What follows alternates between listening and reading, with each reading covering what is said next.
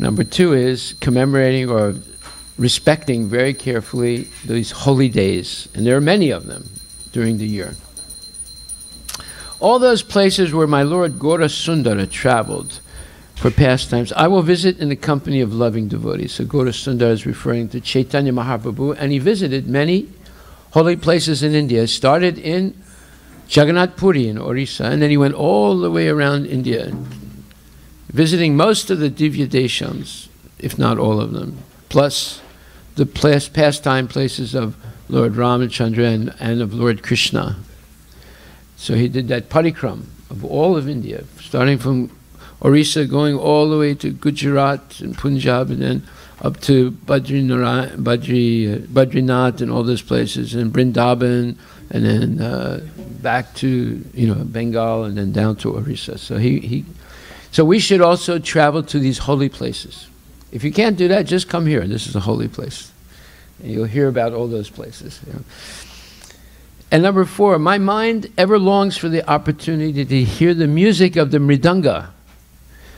Upon hearing the kind of kirtan ordained by Lord Gaurachandra, my heart dances in ecstasy. So, there are bona fide kirtan and unbona fide kirtan. Both. Bona fide kirtan glorifies Lord Ramachandra, Lord Krishna, Jagannath, and Lakshmi Narayana, things like that. And unbona fide, I don't know, Gandhi, this one, that one, So we should only hear the bona fide kirtan and hear the sweet sound of the mridanga and the dole, right? So, and then number 5, beholding the deity forms of the divine couple, Shri Radha Krishna. Oh, here they are, right here. And I feel the greatest joy by honoring the Lord's prasad, the holy food offered to Krishna and offered back to us. I conquer over all worldly illusions. In other words, there are so many worldly illusions. Trump will save the world. The stock market is going to keep going up. My house value will keep going up. And my 401k will keep going up. The only thing that goes down is me. I'm going to get old, sick, and die. See? Everything else, I hope it goes up. Me, I'm going to go down for sure. But that we ignore, because you can have Botox, you can get monkey glands, whatever. So, therefore, beholding the deity forms of the divine couple, Shri Radha Krishna, I feel the greatest joy by honoring the Lord's prasad. I conquer over all these worldly illusions. And then number 6, Goloka Vrindavana appears in my home. He gets a vision of the spiritual world in his home. And he says, Goloka Vrindavan appears in my home whenever I see the worship service of Lord Hari taking place there. So, we often go to people's homes and install the deity of Lord Chaitanya, Lord Nityananda. And people are more spiritually advanced, even Radha and Krishna. So, if you practice what we do in the temple in your home also becomes not only a mandir, but it becomes eventually the spiritual world, where you see Radha and Krishna as your own family. That becomes Achyuta Gotra. Instead of this Gotra, that Gotra, we become members of Krishna's family, and he appears before us and blesses us. Goloka Vrindavan appears in my home whenever I see the worship service of Lord Hari taking place there. When I see the Ganga, that river of nectar emanating from the lotus feet of the Lord, my happiness knows no bounds. And number 7, the sight of the holy Tulasi tree soothes my soul, for I know she gives pleasure to Lord Madhava, or Lord Krishna. By tasting the green leafy preparations named sak, a great favorite of Lord Gauranga's, I consider life worthwhile. So sak is spinach-like green vegetable preparation. In India, especially Bengal, they serve food on banana leaves, and they start with a big mound of rice. It looks like Mount Everest. and then they make a hole in the middle, and they pour ghee into it, pure ghee. And then all around it, they put different types of sak, different green vegetable sabjis, right? And then the Bengalis, they sort of mix everything, and then they take some sak and mix it with rice, and they make it in a little bowl, and they go like that. It's a very nice way to eat, very interesting. Right? So the sight of the holy Tulasi tree soothes my soul, for I know she gives pleasure to Lord Madhava. Yeah, every day, every Sunday we begin the program with Tulsi Puja. And every morning we have Tulsi Puja. Tulsi confers pure devotion on the devotee that worships her. And you worship her just with a little bit of water, a little flour, and sweet prayers. Traditionally in India, every home of a genuine Vaishnava, there's always a courtyard entrance, and then there are different sections of the house. One section for the men, one section for the women. But there was a main courtyard. And in the courtyard, the main attraction was Tulsi Puja, Tulsi Devi. So when Hanuman entered the palace of Ravana looking for Sita Devi, he entered Ravana's bedroom while Ravana was sleeping in a drunken state with he had over 1,000 wives. His first wife was Mandodari. But Hanuman was not looking at his wives, he was looking for Sita Devi. He almost thought Mandodari was Sita because she's very beautiful. But then he realized, why would Sita be sleeping next to this demon? He said, no, it can't be. So then he left Ravana's bedroom, and then he had a horrible thought in his mind. He said, oh my God, he said, I just went into a man's bedroom where his wife and many other women were sleeping in a drunken state, and I was looking at each woman to see if it's Sita Devi. He said, this is a sinful thing, he said. And then he thought, well, wait a minute. It's not sinful, because I wasn't looking at the women. I was looking for Sita Devi. And because I didn't see her, I left right away. So therefore, it wasn't sinful. See? So then he keeps looking, and then he sees Tulsi Devi. He said, what's this? Tulsi Devi in Ravana's palace? And there's a big demon sleeping right near Tulsi Devi? He must be a devotee, even though he looks like a demon. And then Vibhishan woke up, and he said, who are you? He said, I'm Hanuman, the devotee of Lord Ram. He said, Lord Ram? Lord Ram is your Lord? Please tell me about Lord Ram. Then Hanuman realized he is a devotee, although he looks like a Rakshasa. But I was right. Only a devotee would have Tulsi Devi near him.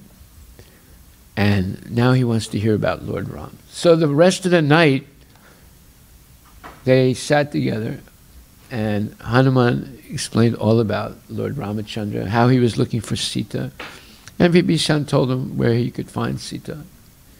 You see, having Tulsi Devi in your home is very important, because then no evil will enter your home if Tulsi Devi is there. And she will confer on you and your family all blessings, so you become genuine devotees. But one time a gentleman came here and said, can you give me one Tulsi? I said, well, maybe. I said, but answer one question. He said, yes, what is that? Do you eat meat? He said, yes. Then I'm not going to give it to you. So why? Why you don't give it to me? I said, because Tulsi Devi is a devotee. If you want to respect her, then first you give up all your bad habits. Then you can have her. So what is this? I can go and buy her on the internet. I said, okay, go ahead. But that's not the good thing for you. You should give up your bad habits. Then accept Tulsi Devi. Then you get full blessing of her.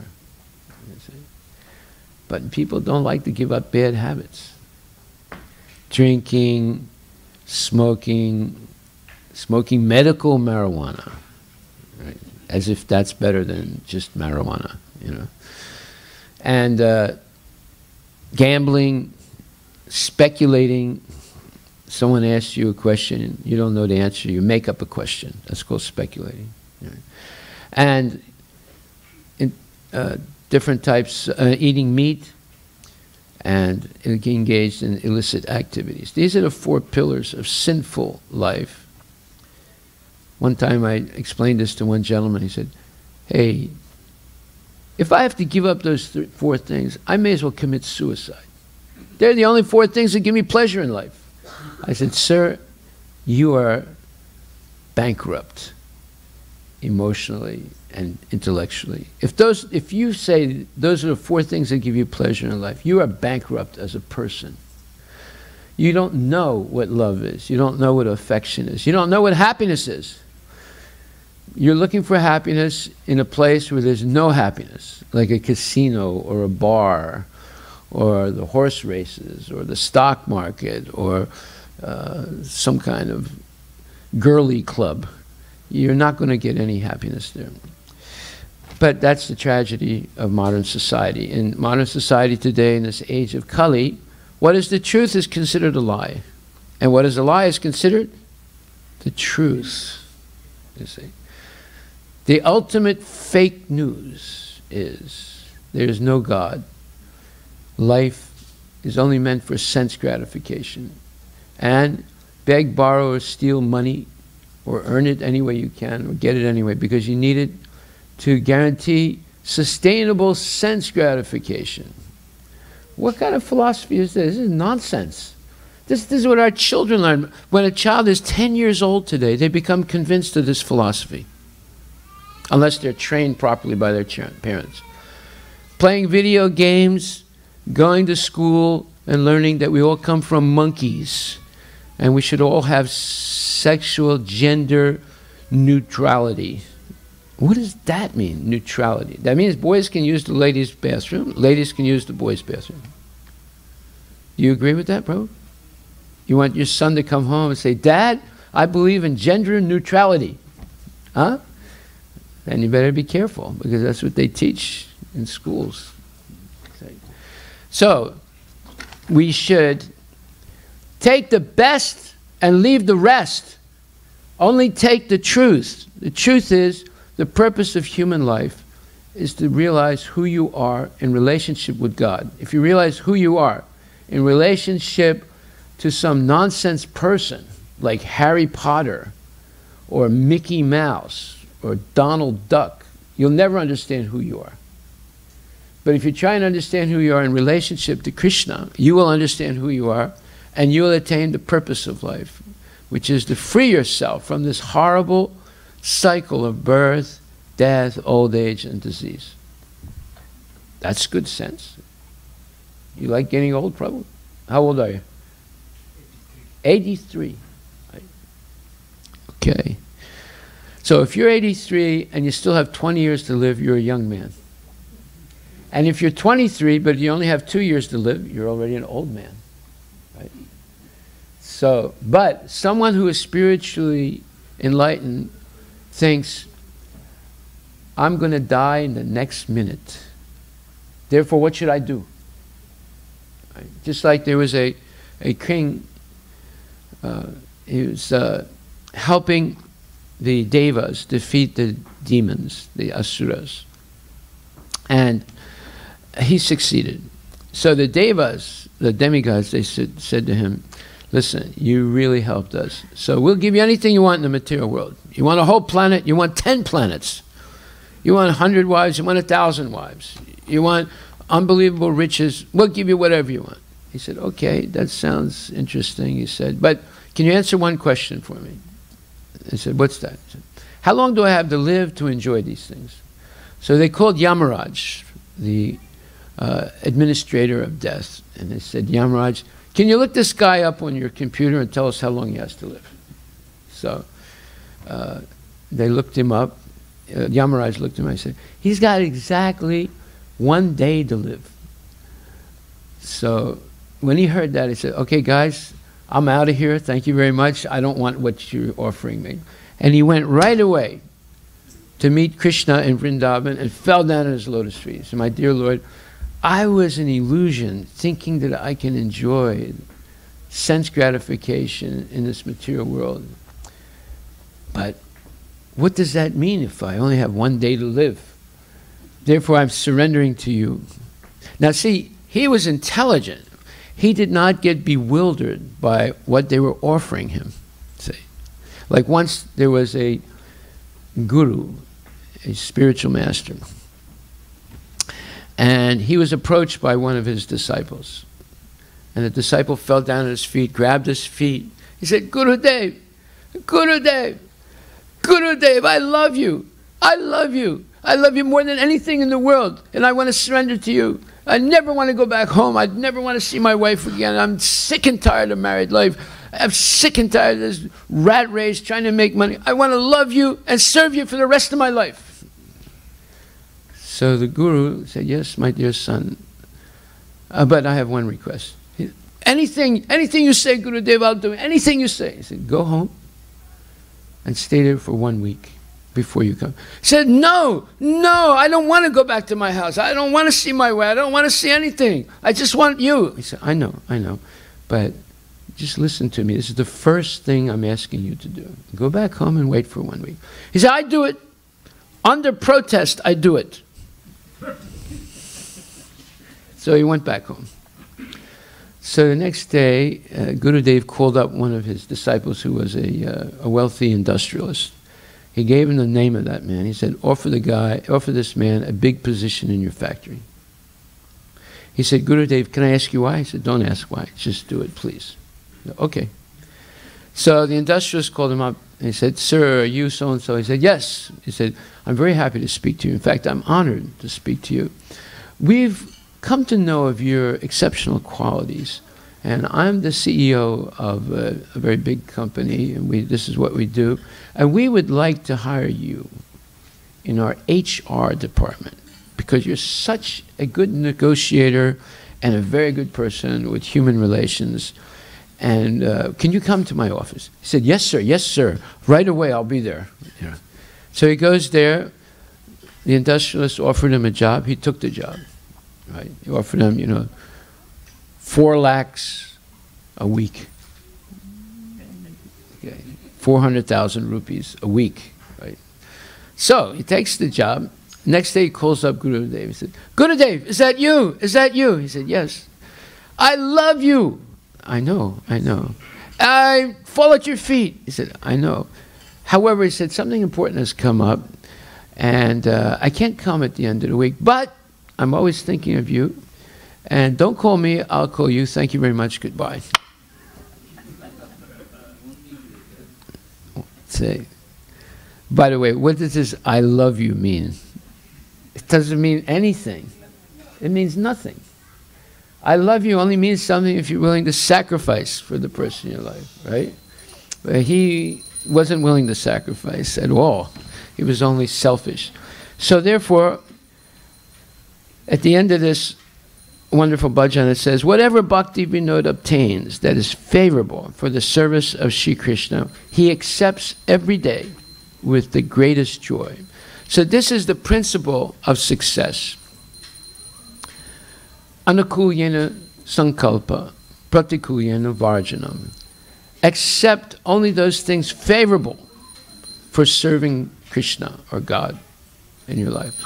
And reject everything that's not favorable for it.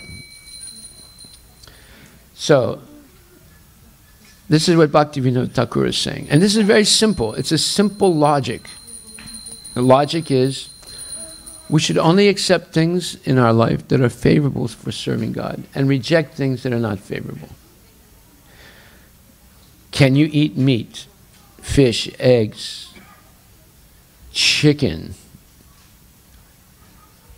Is that favorable for serving God? Answer, no. Big no. Why?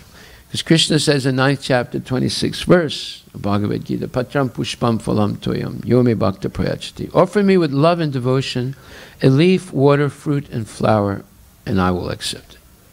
So he doesn't say, offer me chicken legs, pig's liver, cow ear. It doesn't say that. He said, offer me with love and devotion a leaf, water, fruit, and flower. In other words, vegetables, grains, nuts, cauliflower, cabbage, all these simple things, and milk, and whole sugar, which is called jaggery in India, or gur. It's a whole sugar. It's not this white sugar, which is like white poison. So, if we stick to Krishna's diet, we won't get sick. We'll be healthy. There's no cancer, there's no BP, there's no stress. Just simple life, healthy life, simple living, high thinking. Right? So this is a very profound song by Bhaktivinoda Thakur, and we should follow his advice. The spiritual world can appear in your home, and not with great difficulty, rather easily, if you just follow the simple living, high thinking, Sanatan Dharma, the eternal duty toward God, and that is to accept everything favorable for God consciousness, reject everything unfavorable. Okay. So tonight we're going to hear a interesting subject. It's about the importance of mother cow. Yesterday we took out for the first time, our free vegetarian food truck, the only free food truck in Seattle.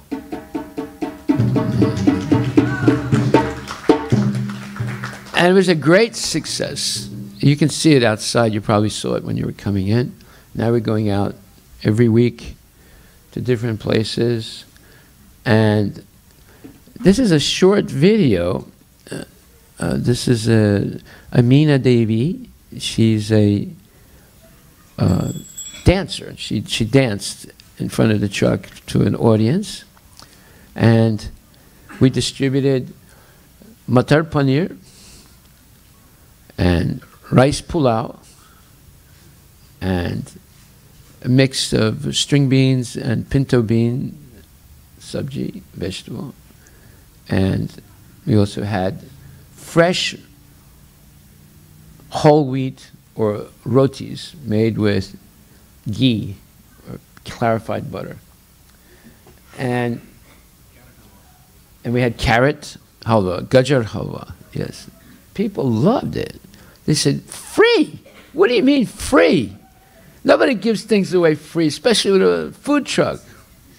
I said, well, now you see it for the first time, but not the last time. So she was dancing, and people were watching and eating, and there was also kirtan going on. It was a great experience. So, we're going to hear how one can create prosperity, peace, and happiness in this world simply by protecting cows and being sincere and serious stewards of the land. Two principles. And along with that, following the principles of Dharma, or Sanatan Dharma. What is Sanatan Dharma? It is cultivating the qualities of mercy, cleanliness, austerity, and truthfulness. The four universal principles of spirituality: mercy, cleanliness, austerity, and truthfulness. So this is explained in the Srimad Bhagavatam, 1st canto, 10th chapter, 3rd verse.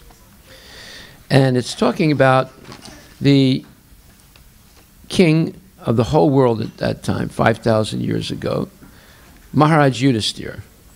And it says, Maharaj Yudhisthira, after being enlightened by what was spoken by Bhismadeva and Lord Shri Krishna, the infallible, engaged himself in matters of perfect knowledge because all his misgivings were eradicated. Thus he ruled over the earth and seas and was followed by his younger brothers. So, what did Maharaj Yudhisthira hear? He heard from Krishna first no, actually, he heard from Bhismadev first that Krishna is the Supreme Personality of Godhead. He said, if you're going to be a good king, the first thing you have to know, who is God? Because without knowing that, you will never understand who you are. And he said, this person standing next to me, you think he's a member of your family, but no. That may be an incidental thing, but the truth is he's the Supreme Personality of Godhead, the original Narayana, Adi Narayana. So, and then the second thing was Bhismadev taught Yudhisthira the Vishnu Sahasranama Sutram. That's where this Sutram, the 1,008 names of Vishnu or Krishna comes from. It was Bhismadev, and it was delivered by him at the end of the Battle of Kurukshetra, when everyone was shocked at the carnage that took place, and Maharaj Yudhisthira was refusing to become king of the world. Bhismadev enlightened him. Number one, who is God? And number two, how to approach God. You approach God by glorifying him. And he taught him the 1,008 names of God, each name delineating a transcendental quality of Krishna. So after that, King Yudhisthira became enlightened. And all his misgivings, all his doubts about himself, about life, about purpose of life and everything were eradicated. He knew exactly who he is and what his duty in life is. This is the most important thing. There are 5 fundamental tattvas, or truths of life, that we have to figure out in order to situate ourselves as a self-confident, happy, humble, patient, truthful, and compassionate and empathetic human being, and self-controlled. So number one is, who is God?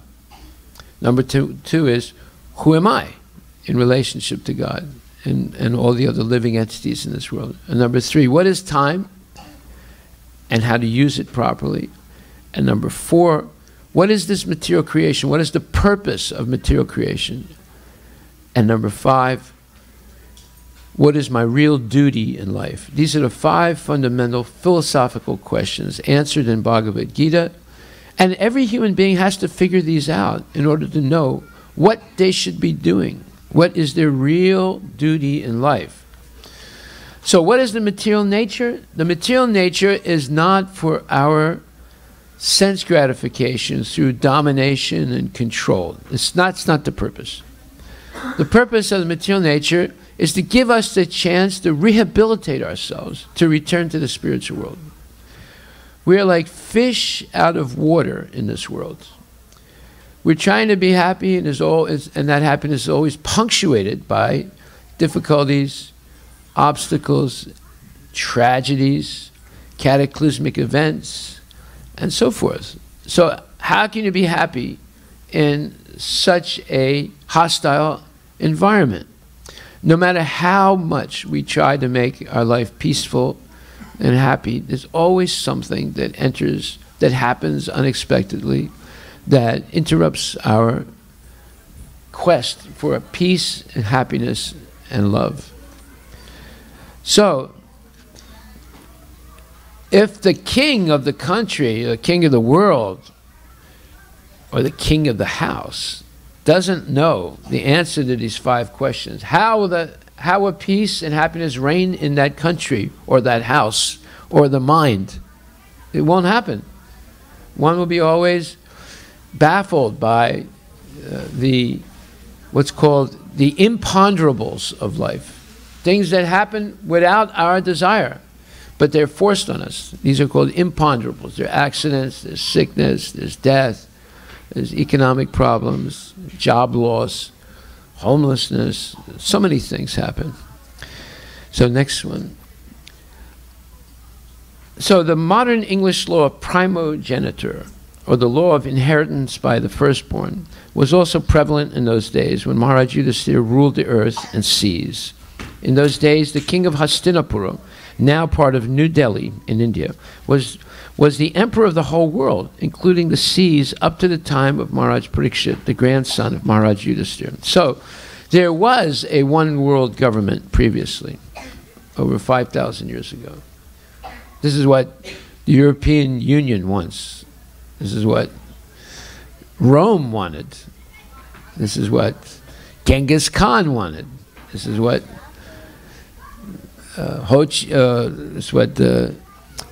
Napoleon wanted. They wanted to make a one world government, one emperor, right? Pax Romana, you know. But it's never happened. Why? Because these four principles of sin and the weakening or elimination of the four universal principles of spirituality. Mercy, the four universal principles of spirituality: mercy, cleanliness, truthfulness, and austerity. And they're destroyed by meat eating, gambling, illicit connections, and intoxication. So, unless you eliminate the four pillars of sinful activity, you'll never get the four universal principles of spirituality. You'll always miss the mark, and there'll always be chaos in society. Okay, so next one. During the reign of Maharaj Yudhisthira, the clouds showered all the water that people needed, and the earth produced all the necessities of man in profusion.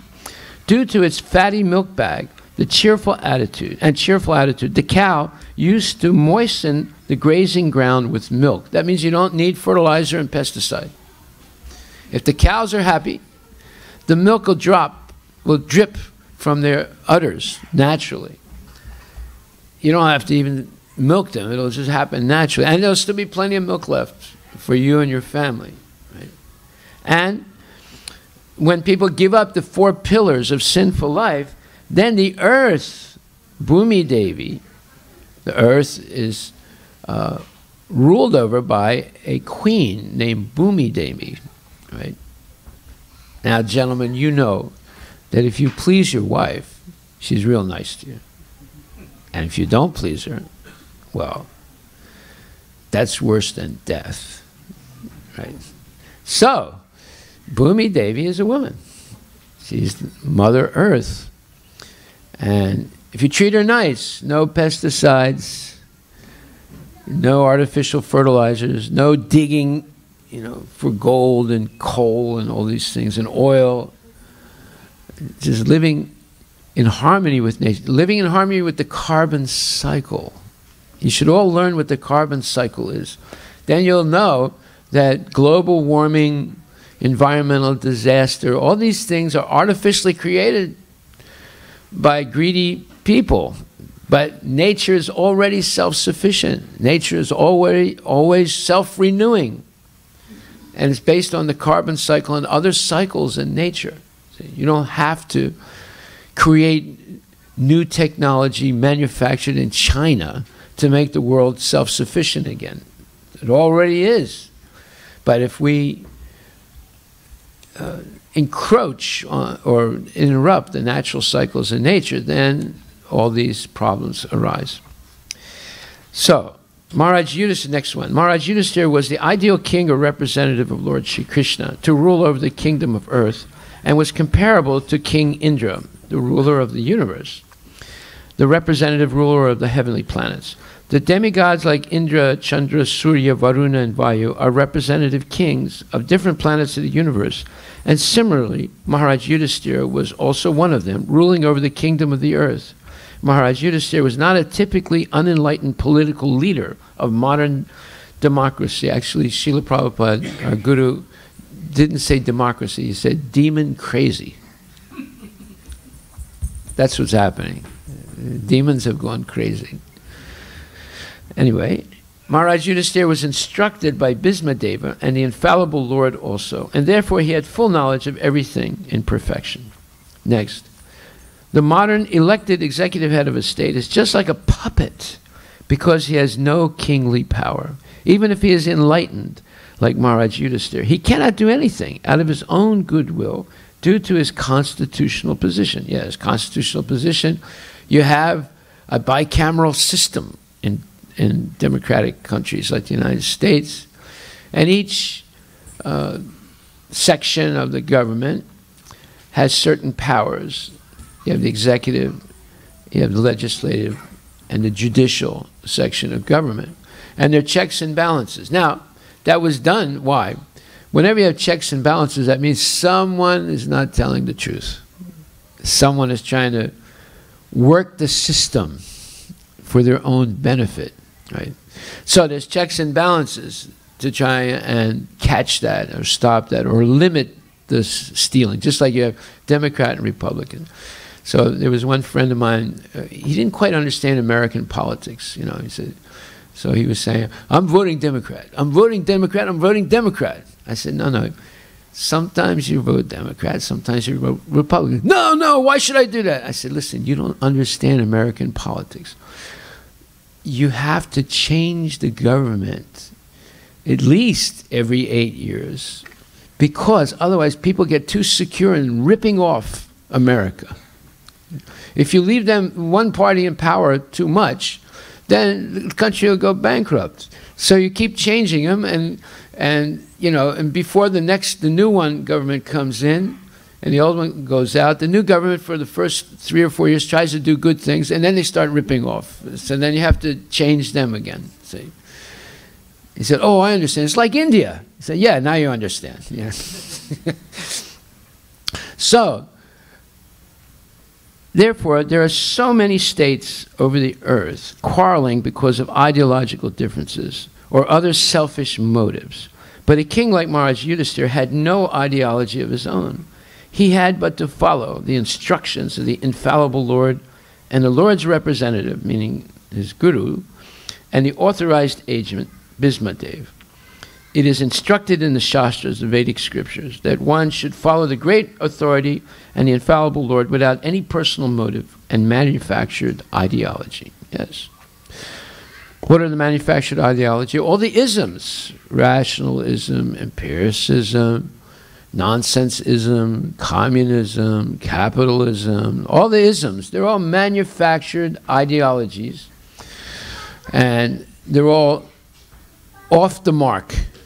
In other words, they have a few good things, but many bad things, and therefore people never get satisfied. So therefore you have capitalism, you have anarchism, you have socialism, you have monarchism, you have fascism.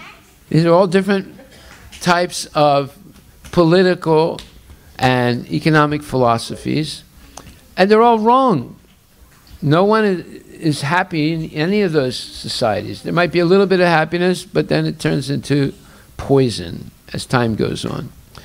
There's only one philosophy of social organization that works, and that is Krishna consciousness, God-centered activities. Now, there have been, in the past, societies in which there were theocratic rulers, and they failed also. So theocratic means spiritual rulers. Like now you have the mullahs in Iran. Previously, you had the Catholic Church in Europe, and previously, like in certain countries, like Nepal, they have a Hindu government. India is a secular government. It's not a Hindu government, right? So, but everything depends on the leader. If the leader is a corrupt person, then you can have a religious theocratic society. It'll still be bad. The leader has to be an ideal person. This is called trickle-down goodness. You've heard of trickle-down economics, right? Or trickle-down prosperity. No, the real thing is trickle-down goodness. If the leader is a genuine devotee, and we have an example of this. Lord Ramachandra was king of Ayodhya, and at that time, 1.7 million years ago, Ayodhya, again, was a one-world government. The whole world was ruled by Lord Ramachandra, and everybody loved him because he was genuinely good. And you can read about it in the Ramayana.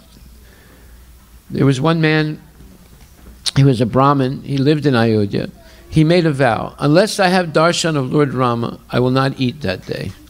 But sometimes Lord Rama, for governmental purposes, had to leave Ayodhya. And one time he left for a whole week, and when he came back, his brother Bharat was very stressed. He said, Bharat, what's the matter? He said, my lord, he said, there's a Brahmin here who has made a vow that unless he sees you, he will not eat or drink. And you've been away for a week.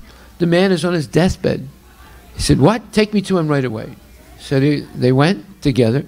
And he said, my dear Brahmin, he said, why did you make such a severe vow? He said, no, my dear Lord, unless I have darshan of you, I have no desire to live. You are my life and soul.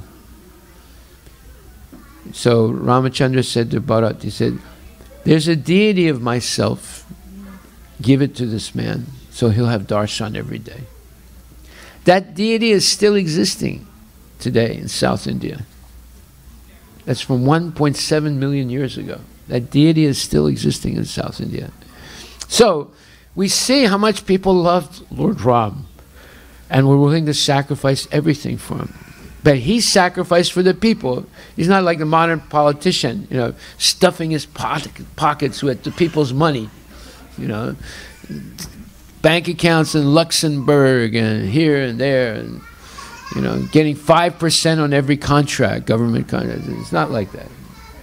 He lived like a saint, and he sacrificed. And he established two principles. One is Ekapatni Vrat, that a first-class man is only loyal to one woman in his life, after he gets married, of course. That is his wife. There's none of this, this is my first ex, that's my second ex, and this is my third ex, and this, I'm working on my fourth ex now. This is nonsense, all these exes. The whole society remains stable by people being loyal to each other, faithful to each other, husband and wife. Then the children grow up in a good house with husband and wife working together to raise their children with values. And just like yesterday, I was talking to one young guy, 23 years old, and he was saying, well, you know, you guys, you believe in all this morality stuff, you know. I just believe whatever feels good should be done in life, you know. I don't believe in, you know, your type of morality. You guys are Christians, right? I said, no, we're Krishnans. He said, what? That sounds like Christian. I said, no, it's Krishnans. We love Lord Krishna. He's the father of Jesus. He said, what? The father of Jesus? How's that? I said, well, if you look at the word Christ, that's the name of Jesus, right? Jesus Christ. Jesus is the first name, second name is Christ. It's just like Prabhuji here, this is what it would say, your Jai Balam, right? Is that your last name or first name? Actually, my dad's name is supposed to be the last name. Yes. In my case, my first name is my dad's name. Oh, yeah.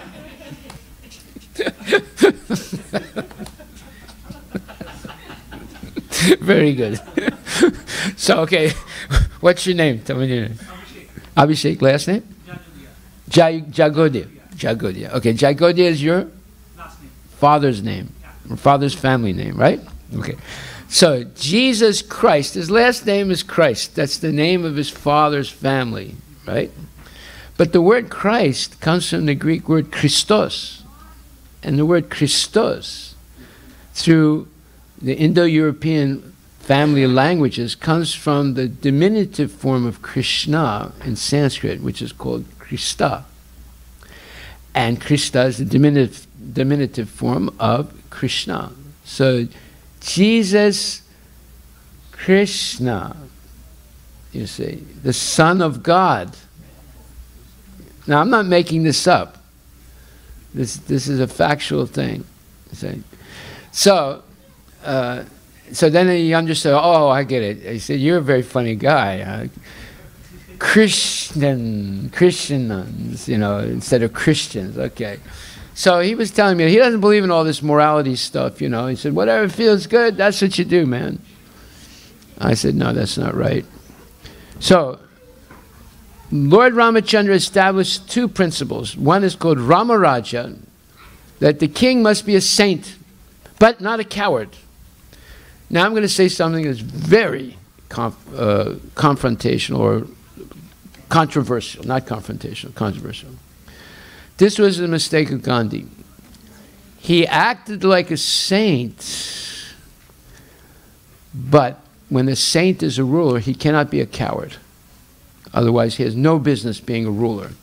And that's why Gandhi caused the massacre of almost 1 million Hindus and some Muslims also. Because he was trying to be a saint and a politician at the same time. If you want to be a politician, you cannot be a coward. At sometimes, violence is necessary.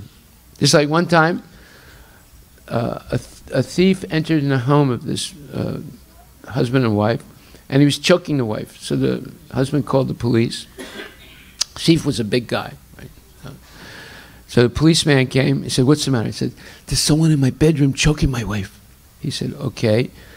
He took his gun out and said, "Don't worry, I'll take care of that guy." So he walked into the bedroom with his gun. Then he walked out. He said, "What happened? What happened?" He said, "Well, I went in with my gun." He said, "Yeah, okay, then what happened?" "Well, I saw the guy choking your wife, is my brother." So, and then he said, "Well, I promised my mom I would never hurt my brother. So I'll go call another cop, and he'll be here in about 10 minutes, and he'll take care of him." He said, 10 minutes? My wife will be dead by then. Well, he said, she's black and blue already, so, but don't worry, I'll call him right away. Now, is that acceptable?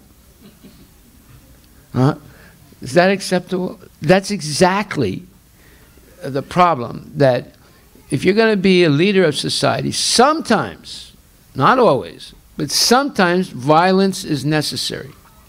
Just like, should we have gone to war in World War II? Most people would say yes. Should we have gone to war in World War I? Some people would say no.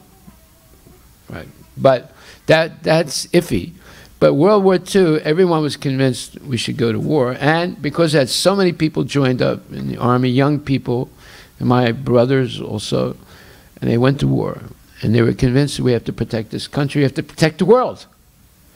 Right? So sometimes war is necessary. Was it right for Shivaji to form an army of Maharashtrians and fight the Muslims? What do you think? Absolutely, otherwise you would all be Muslims today. Of course, so many people didn't stand up to them. The Sikhs did, but they got massacred. But Shivaji, he was a fierce fighter.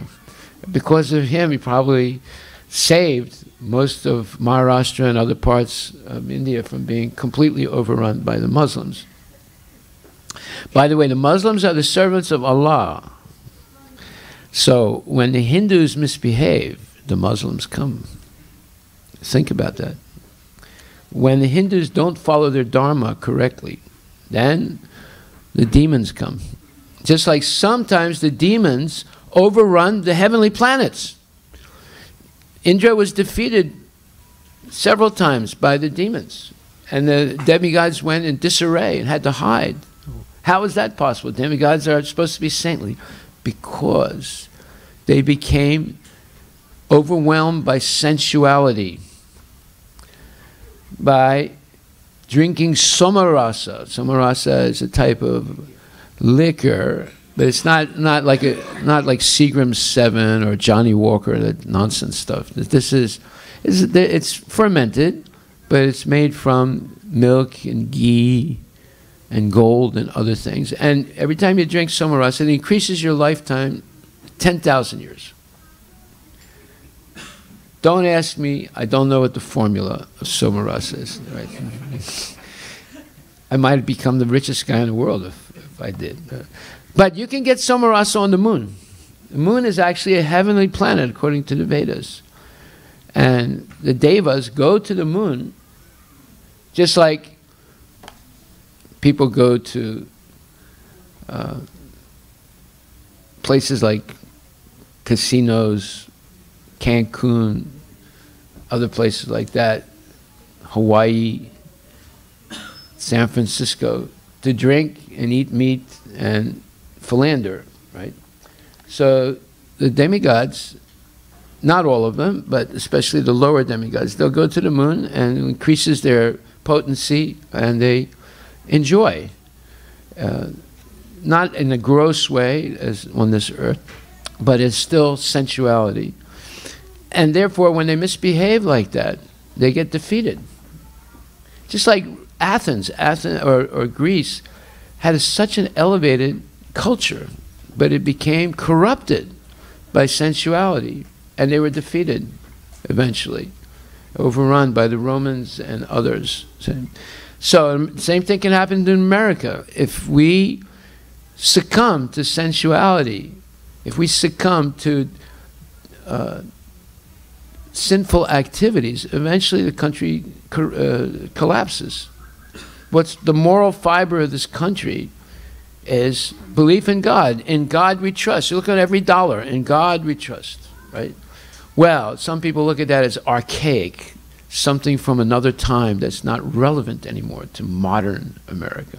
That's nonsense. That's what built this country. But, of course, we need to maintain our Sanatan Dharma culture. Sanatan Dharma means it's the eternal culture. What is culture? It's how you eat, how you sleep, how you talk, how you dress, how you think, how you conceptualize, how you communicate, right? So Sanatan Dharma culture is based on mercy, cleanliness, truthfulness, and austerity. Right. So now, it was possible for Maharaj Yudhisthira to rule the whole world, including the seas, because the principles that he was following were infallible and universally applicable to everyone. Well, truthful, cleanliness, and austerity, and all these things are universally applicable. In every culture they would agree these are desirable things that we should do. Right? Meat eating, gambling, intoxication, illicit activities, that's universally applicable also, but that causes the degradation of people, the degradation of the mind. Just like Ajamil, he was a young boy trained as a Brahmin by his family. But when he was 16, his father asked him to go into the forest and pick some fruits or something. And when he went there, he saw two low-class people, a man and woman, engaged in sensuality. And it corrupted his mind. And the rest of his life, he lived sinfully. Now imagine, this is a long time ago. Imagine today, you just turn on the television, or you go on the social media, or you go on the computer, and you'll see immediately all kinds of enticing, passionate, lusty behavior. It can be in movies, it can be talk shows, and etc. So how can our kids be protected from that unless they have their strong values in the home and in the schools that you choose? Because in the school, the school has your children on prime time, and for sometimes 8 hours. You don't have as much prime time with your children as do the teachers in the school, because you're busy, you get home, you have to cook, you have this thing, that thing, you have to go to the soccer game, you have to go to music class, this thing, that thing. You know, your prime time is very limited, usually to the weekend, or maybe a quarter of an hour, half an hour at night. They have your kids for 8 hours. And they're filling their ears full of junk. We come from monkeys. And this is, these are the sexual organs. So they give all these classes, and eventually the kids get corrupted through so-called education. See? Therefore it says, the rivers, oceans, hills, mountains, forests, creepers, and active drugs in every season paid their tax quota to the king in profusion. In other words, nature cooperated with Maharaj Yudhisthira. Why? Because he was a saintly king, just like Lord Ramachandra. The basic principle of economic development is centered on land and cows, not on steel industry, car industry, and factories manufacturing lipstick. It's not, that doesn't create prosperity. That doesn't create real economic development. The necessities of human society are food grains, fruits, milk, minerals, clothing, wood, etc. One requires all these items to fulfill the material needs of the body. Yeah, you work, but what do you buy? You buy food grains, fruits, milk, and clothing, and so forth. Certainly one does not require flesh and fish or iron tools and machinery. During the regime of Maharaj Yudhisthira, all over the world, there were regulated rainfalls. Rainfalls are not in the control of the human being. The heavenly king, Indradeva, is the controller of rains, and he is the servant of the Lord. When the Lord is obeyed by the king and the people, under the king's administration, there are regulated rains from the horizon, and these rains are the causes of all varieties of production on the land. Yeah, you can have the best land in the world. If there's no rain, nothing grows, right? If there's no water, nothing grows. And water, rain is controlled by God and his administrators. Right? Just like the electricity is controlled by Puget Power, right? The water is controlled by another government agency or a private agency, right? So you get these things, you have to pay for it. Unless you're like me, you have a well and you're off the grid. But if you're not, then you have to pay for these things, right? They're not cheap. Well, do you think we don't have to pay for the rain? We don't have to pay for the sun? We don't have to pay for the changing seasons? We don't have to pay for our heartbeat, which is an amazing pump. It can go for 100 years or more without stopping. There's no pump made in a factory that can do the same thing, right? So, yes, but how do we pay for the sunshine? How do we pay for the rain? Through acting according to Dharma, righteous activity. And then there's cooperation. And when there's no cooperation due to sinful activity, then there's disruption. There's tsunamis, there's earthquakes, just like now there's a huge volcanic eruption in the Big Island in Hawaii. Then there were floods in the Mississippi River. Then there's tornadoes, and then there's Hurricane Katrina, and Hurricane this, and Hurricane that. You know, and America has the strongest army in the world. Could they stop Hurricane Katrina? No, they couldn't stop it. When Hurricane Katrina came, the ISIS said, "Oh, Sister Katrina taught Obama a lesson." Wow, Sister Katrina. After that, there was an earthquake in Pakistan. Did Obama say, "Oh, brother so-and-so taught the Muslims a lesson"? No, you don't talk like that. It's nonsense, right? You say. So, no, when people act piously and follow the principles of Dharma, then there will be peace. Then there will be cooperation of nature. It's called the pacification of nature. You can pacify Bhumi Devi by acting piously. And you can agitate her by acting sinfully. Then it says, what is the need of an artificial, luxurious life of cinema, cars, radio, flesh, and hotels? If there's enough milk, enough grains, enough fruit, enough cotton, enough silk, and enough jewels, then why do the people need cinemas, houses of prostitution, slaughterhouses, etc.? What is the need of an artificial, luxurious life of cinema, cars, radio, flesh, and hotels? Has this civilization produced anything but quarreling individually and nationally? Has this civilization enhanced the cause of equality and fraternity by sending thousands of men into a hellish factory and the war fields at the whims of a particular man? These are serious questions. Next, it is said here that the cows used to moisten the pasturing land with milk because their milk bags were fatty and the animals were joyful. Do they not require, therefore, proper protection for a joyful life by being fed with a sufficient quantity of grass in the field? Why should men kill cows for their selfish purposes? Why should man not be satisfied with grains, fruits, and milk, which, combined together, can produce hundreds and thousands of palatable dishes? Why are there slaughterhouses all over the world to kill innocent animals? Well, the United States every year kills at least 80 million cows, over 1 billion fish, and over 1 billion chickens, murgis, right? And 60 million sheep, 60 million pigs, and so forth. Well, that's a huge slaughter, killing society.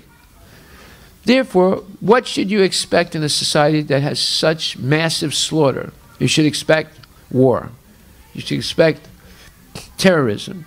You should expect people killing each other, people cheating each other, people fighting, sue me, sue you blues, right? And general stress. So many people in America have to take benzodiazepines. These are different types of palliative or calming drugs because they're stressed, they're nervous, or they have panic attacks, and they're highly addictive. So you cannot, what kind of society is this where people are addicted to so many bad habits and have so many sicknesses? There's two things that are always increasing: hospitals and casinos. Well, there's a correlation between the two. As the casinos get bigger, the hospitals get bigger. What does that mean? What happens in a casino? There's meat eating, there's gambling, there are illicit connections, and there's intoxication, right? And the hospital, there's cancer, diabetes, and all kinds of stress, you know, panic attack, this thing, that thing, you know, mental problems, so many problems. So casinos and hospitals, there's a correlation between the two. You give up the sinful activity, just like one time a man was talking to me, he said, oh, this AIDS epidemic is terrible. I said, I got a simple solution to it. What's that? What's that? I said, people should give up illicit activities. No, that's not possible. I said, well, then your epidemic is not going to stop.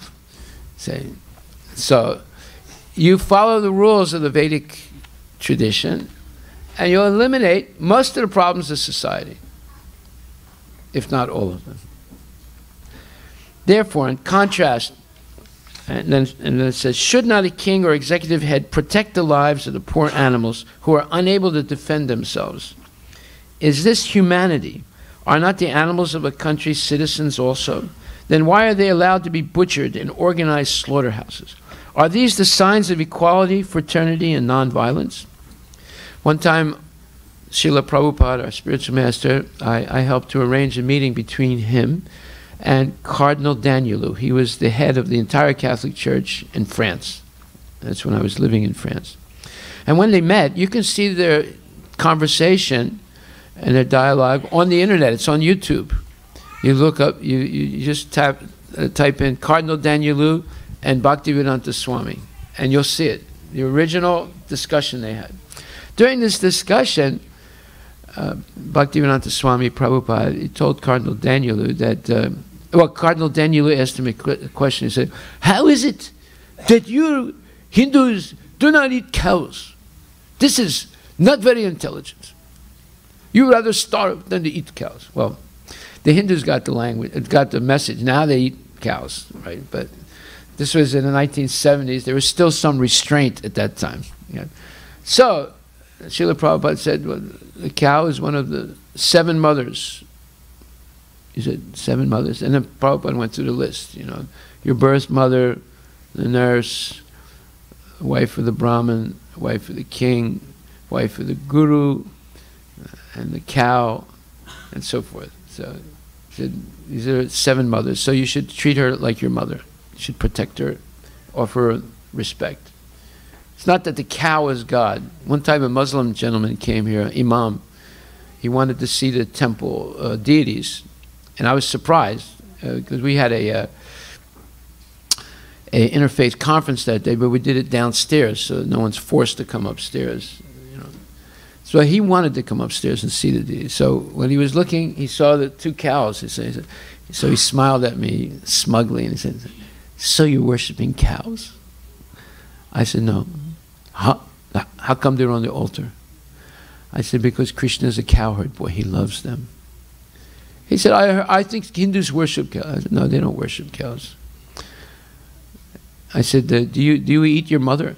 He said, what are you saying, eat your mother? Allah, this is not the right thing to say. I said, "Yeah, but the cow is like her mother. So you don't eat your mother, we don't eat our mother." He said, "No, but you're worshiping her." I said, No. I said, Krishna is a cowherd boy. He loves cows. You should love cows too. In fact, I said in your Quran, you have a whole chapter of the Quran called the cow. You should read that chapter more carefully. You might learn something about your own religion. You know, he got a little insulted what I said, because this man is educated in El Azhar University, top Muslim university in the whole world, in Egypt. He was from the Philippines, but he was highly educated. So then he said, "So you are worshiping idols?" I said, "No, we're not worshiping idols." He said, "What do you mean? Those are idols." I said, "No." I said, "Let me ask you a question. When you go to the toilet, do you take the Quran in the toilet?" He said, "What? Allah, what are you talking about? You are saying crazy thing." I said, "No." "Do you take the Quran?" Answer the question. "You take the Quran into the toilet?" He said, "No." I said, "Why not?" He said, "Because it's the word of Allah." I said, "Now you understand deity." He said, "I don't understand." I said, "What is the Quran?" "It's just cardboard, paper, ink, and glue. It's a material thing." He said, No, it's the word of Allah." I said, "Now you understand deity. This is made out of marble, but it represents Krishna according to the description in the Vedic scripture. And it's been consecrated with pran pratishtha." He said, "What's that?" Pran pratishtha means that a bona fide, pure, saintly person comes and invites Krishna to reside in the deity. Therefore, it's no longer a idol. You want to see an idol? I say, go to the library in Bellevue. You'll see the idol of Gandhi. You know, and pigeons come and pass stool on it. He's there freezing in the wintertime, and summertime is hot and everything. I said, this is a deity. We treat it exactly like God. He said, what do you mean you treat it like God? I said, every day we wake the deity up with prayers of glorification, and in Sanskrit it's called Subrabhatam. You auspiciously wake up the deity with beautiful prayers. And we bathe the deity, we dress the deity, different clothes every day. We don't do like you guys, you know, put the same clothes on day after day, you know. And we make fresh garlands. These are not plastic flowers made in Hong Kong. They're fresh flowers. And we feed the deity fresh prasadam, fresh food, and then if the deity accepts it, he gives it back to us as prasad, his mercy. If you eat prasad, it purifies your mind. You lose your taste for meat, you lose your taste for jihad, and you become a genuine, peaceful, loving person. He said, you're making fun of my religion. I said, no, I'm just telling you the truth. There's a difference between making fun and criticizing and telling the truth. And I said, do you treat your Quran in the same way? He said, well, we respect the Quran. We have a special place for it. I said, see? You understand now the difference between an idol and a deity. So he kept quiet. He didn't ask me any more questions. Therefore, in contrast with the modern advanced civilized form of government, an autocracy like Maharaj Yudhishthira's is by far superior to the so-called democracy, or as Prabhupada would say, demon crazy, in which animals are killed, and a man less than an animal is allowed to cast votes for another less than animal man. Ooh, ouch. So, we are all creatures of material nature. Next. In the Bhagavad Gita it is said that the Lord himself is the seed-giving father, and material nature is the mother of all living beings in all shapes. Thus, Mother Material Nature has enough foodstuff both for animals and for men, by the grace of Father Almighty, Shri Krishna. The human being is the elder brother of all other living beings. He is endowed with intelligence, more powerful than animals, for realizing the course of nature and the indications of the Almighty Father. Human civilization should depend on the production of material nature without artificially attempting economic development to turn the world into a chaos of artificial greed and power, only for the purpose of artificial luxuries and sense gratification. This is but the life of dogs and hogs. Well, real America, real American culture, real in God we trust, has always been preserved, at least traditionally, on the farms, where the farmer depends on the mercy of God to grow his crops. He depends on the rain, the changing of the seasons, and so forth. He sees the correlation between religious activity and material prosperity, because his whole prosperity depends on changing seasons, the rain, and protecting the crops from insects and diseases and so many things. So many things can go wrong when you're growing food and when you're taking care of animals, right? Like cows. So, traditionally in America, the farmer, every time he would sit down to eat with his family, that would be 3 times a day, always at the same time, morning, afternoon, and evening, they would first start by reading the Bible and saying a prayer and reading sections of the Bible, and then they would eat. And then after eating, they would thank God with prayers. And they would go to church every Sunday. They didn't go to casinos, they went to the churches, right? Because they say a farmer sees how God is controlling everything. And he depends on God's mercy so that his crops grow, his animals stay healthy, and his family is peaceful. Next. So here we see Mother Bhumi, or the cow, and all the devatas, all the divine entities in the material world and the spiritual world, with Krishna is there also, are in the body of the cow. That's how sacred her cow is, her body is. She encompasses all the divine personalities in the universe. It's not that this is lamb, this is ribs, and this is sirloin steak, and this is filet mignon, and this is this. No, no, that's not the parts of the body of the cow. There is Lord Vishnu, there is Saraswati Devi, there's Lord Brahma, there's Indra Devi, there's Lord Shiva, there's Narada Muni, saintly characters, there are the 4 Kumaras. This is the real body of the cow. See? Just like when I look at you, or you look at me, how much of me do you see? Do you see my heart? Do you see my intestines? You see my gallbladder? You see my liver? You see my bones? You see my joints? You see my discs? No, you don't see hardly anything. You see only 1% of me. In the same way, when we look at the body of the cow, we think, oh, this is my food. And the dog, this is my friend. It's exactly the opposite. The dog should be your food, and the cow should be your best friend, you say. In fact, we are not against meat eaters. Don't think that we're against meat eaters. We're against unnecessary violence. Therefore, Srila Prabhupada has taught us, wait till the cows die. Then we'll give them to you for free, and you can eat them all you want. You can have all the barbecues you want. See? We're not against meat eating, per se. We're against unnecessary violence. So therefore, the same number of cows are going to die, right? There's a transition period where you transition from killing the cows to waiting till they die. And not only we wait till they die, if you're not going to industrially exploit them, they'll die healthy.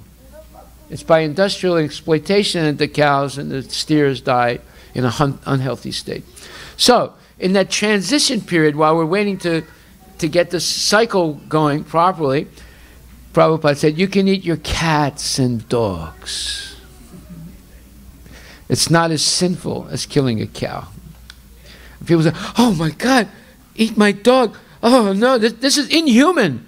He's like a murderer. But kill the cow, oh, that's good. You see how in Kali Yuga, the truth is considered a lie, and a lie is considered a truth. People have everything backwards in this age. So, and now we'll finish. Because the kings, having no enemy, the living beings were not at any time disturbed by mental agonies, diseases, or excessive heat or cold. The ruler or the king has no enemies. That is because he is Samadarshi. Samadarshi in Sanskrit means he sees everyone equally. How does he see people? He sees everyone as a son of God, the evil person and the good person. They're both the son or daughter of God. Therefore, he treats them with respect.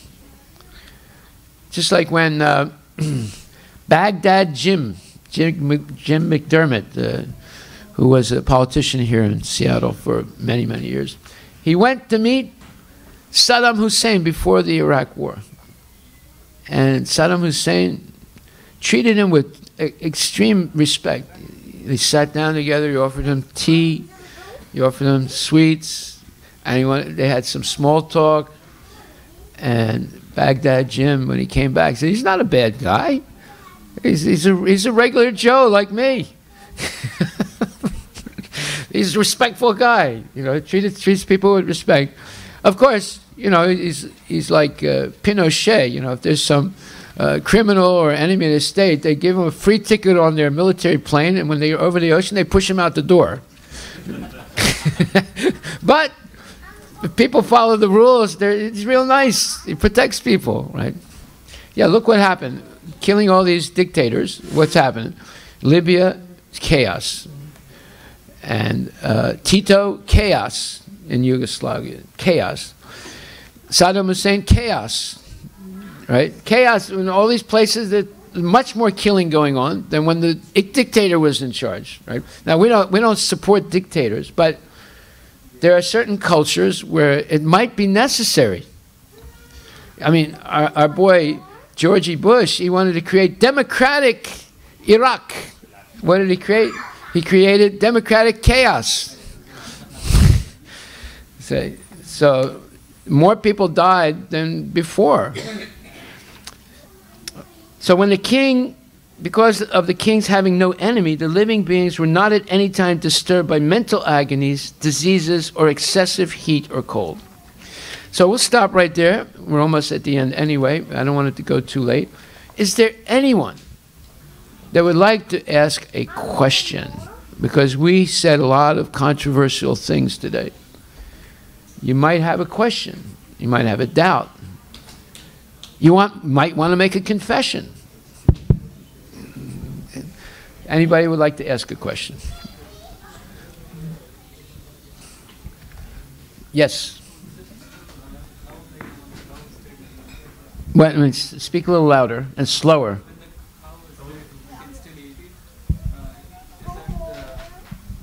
A Vedic way?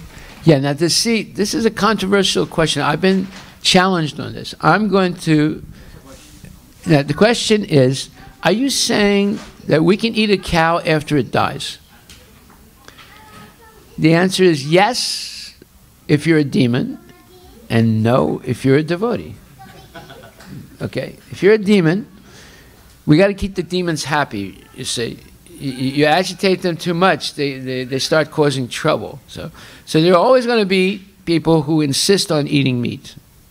Right? In fact, if you had told me when I was 16 I shouldn't eat meat, I would have laughed hysterically for about 10 minutes and then called you all kinds of bad names and told you to go away and leave me alone, right?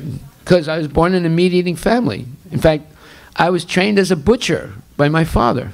We had a butcher we had a grocery store, and he was the butcher, and he would teach me, and I had to work there after school every day. It's only when I met devotees and I read Bhagavad Gita, I realized it's a big mistake. And I haven't eaten meat for 49 years. No. You have to thank this gentleman right here. It's his fault. Yeah. When I stopped eating meat, my family called me a traitor to my family, to my religion, and to my race. Pretty serious stuff. Called me a traitor. But later on, they changed their opinion. Why? Because I became a better person by becoming Krishna conscious. A better person. You don't, see, there's a problem with new converts. Just like in India, a new convert from Hinduism to Christianity, watch out for that person. They're dangerous. They hate Hindus. They want to prove how much they're Christian by causing damage to Hinduism. Yes. They're the worst Christians I've ever met in my life. I'm a Christian. They are not Christians. I mean, I'm not going to say all of them, all of the Hindus that convert to Christianity, but many of them are not Christians. They don't have mercy. They don't have forgiveness. They have hatred, absolute hatred. You agree with that? I had an experience. You had an experience. All right, give him the microphone. Let's hear his experience. Well, this is 3 minutes of Christian bashing. Okay. When I was 30 years old, I was traveling from Mumbai to Chennai. Closer to you and turn the microphone on. It has to be a green light. Okay. Is it on? Yeah. Now Okay, go ahead. Yeah, when I was 30 years old, I was traveling from Mumbai to Chennai. At that time, when I was sitting, I said, Narayana, and I was sitting. And one lady who was about 55 years old, she just turned 90 degrees like that. Was she an Indian lady? Indian lady? Yeah, one lady just turned 90 degrees. For next 24 hours, she didn't look at me at all. 24 hours she didn't look at. When the train was in Andhra Pradesh, so many unresearched people entered into the compartment. She went to the bathroom. When she came back, she has no place to sit. Yeah. So then I said, all the guys, you vacate. It is reserved compartment. She has to sit. Yeah. Then she got the seat and she was sitting. Then she looked at me. You look very good guy, but why did you say Narayana? Then I smiled and I said, Narayana has made you to speak Narayana after 24 hours. That's a bracket. That's a miracle, right? You got her to say Narayana. Yeah, she herself So now said wait a it. minute. Now was she a Christian? Yeah, she was. Okay, very good. Yeah. Now, why did she say Narayana? Why did she speak to you? Because she didn't speak to you for 24 hours, right? 24 hours. You were in a small compartment with 6 people, right? Yeah, six Yeah. people. When she saw that you're a genuinely good person, she was shocked. So she probably dislikes Hindus and thinks they're all boorish people. But you showed the good qualities. And I'm telling you, the same thing happened to me. When my family saw that I was a much better person by being Krishna conscious, they began to respect what I was doing. They stopped saying I was a traitor to my religion, to my race, and to my family. So this is the way to preach. You preach by becoming a better person, not by what you say, but by what you do. You want to be a good preacher. Just like in New York, this was like 2 years ago, there was this one Muslim guy that had a small grocery shop in New York. And one day a black man came in. He was not from Andhra or Tamil Nadu. You know what I'm saying? A black man came in, and he told the man, "Give me all your money or I'll kill you." Took out a knife. So the Indian gentleman said, okay. He was an Indian Muslim. He said, okay, sir, I got a family, I got kids, please don't do anything, I'll give you all the money. I have to just get it from underneath my cash register. He said, be careful, man. Don't try and cheat me or I'll kill you. He said, no, I won't do anything. And he put his hand underneath it, took out a shotgun, pointed right at him. Said, I'm going to kill you right now. Get down on your feet. Get down on your knees. Don't move, or I'll shoot right away. He said, man, don't do anything. Don't do anything to me, man. Hey, look, man, I got some kids. I got a family, man. I'm hungry, man. I said, keep quiet. He said, you're hungry? He said, yes, I'm hungry, man. That's why I'm doing this. He said, okay, keep quiet. Don't move, or I'll kill you. So he went around, and he got potato chips and Reese's peanut cups and all that junk food, right? That's it. He only sells junk food. He made a whole bag. He said, don't move, man. He said, no, man, I ain't moving, So he went around, got all these things, came, and he gave it to him. He said, you go home and feed your family. Don't ever come back here again. He said, okay, thank you, man, thank you. And he walked out. 1 year later, when he opened his shop, he saw there was an envelope on the ground. He picked up the envelope and opened it up. There was a little note and a check. Check was maybe $26 for the junk food, right?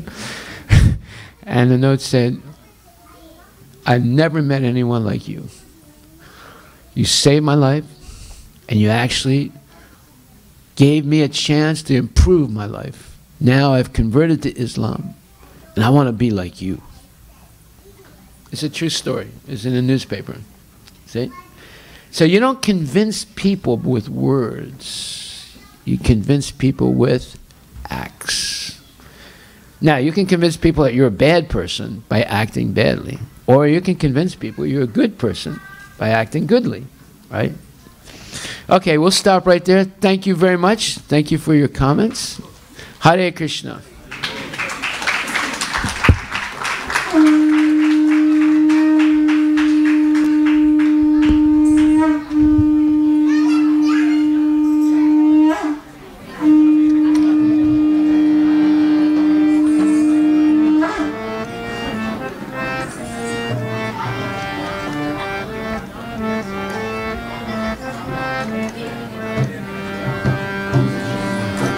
Radha ko naam ya na bol molo Radhe Radhe.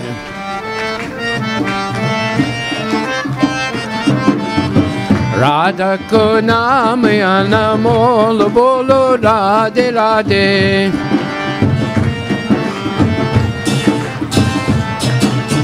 Shama ko naam ya na bol bolo Radhe Radhe.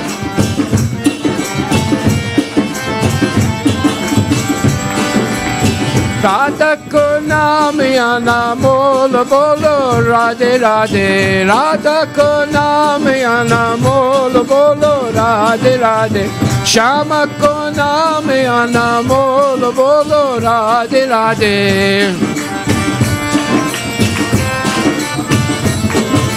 Radhe Radhe Radhe Radhe. Radhe Radhe Radhe Radhe. Radhe Radhe Radhe Radhe. Radhe Radhe Radhe Radhe. Radhe Radhe Radhe Radhe. Hare Krishna Krishna Krishna Hare Hare. Hare Rama Rama Rama Hare Hare.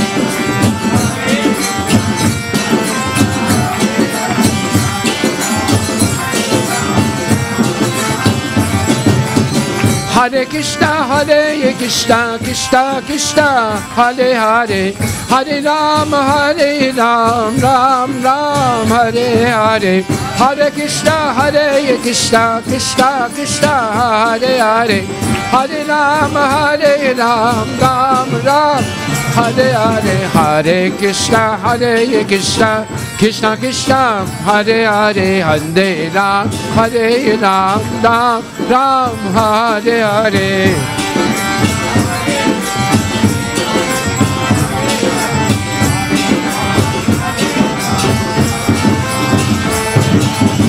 Hare Krishna Krishna Krishna Hare Hare. Hare Ram Ram Ram Hare Hare.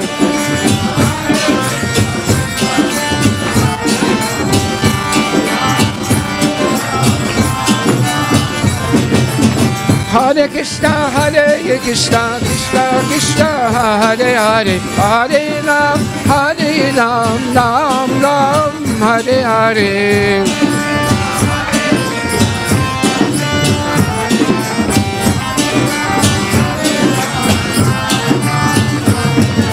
Radhe Radhe Radhe Radhe Radhe Radhe Radhe Radhe.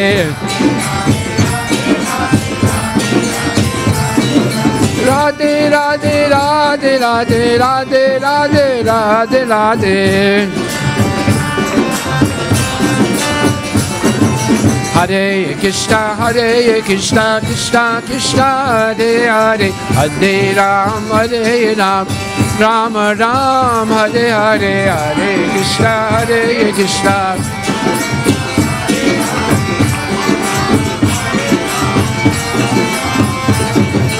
Hare Krishna, Hare Krishna, Krishna Krishna, Hare Hare, Hare Ram, Ram Ram, Hare Hare.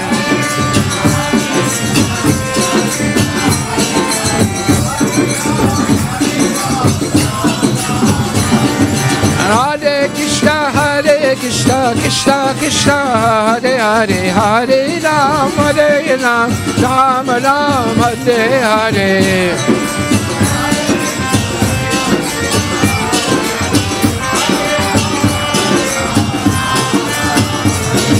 Hare Bol, Hare Bol, Hare Bol, Gaura Hare Bol.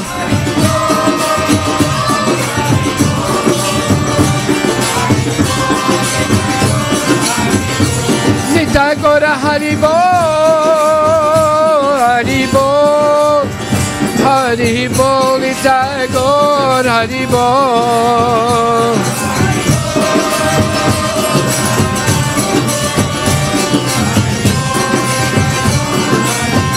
Nitai Gaura Hare Bol, Hare Bol, Gaura Hare Bol, Gaura Hare Bol, Nitai Gaura Hare Bol, Hare Bol, Hare Bol, Nitai Gaura Hare Bol. Kiba Jayo, Jaya Gaura Chande, Arati Ke Soba.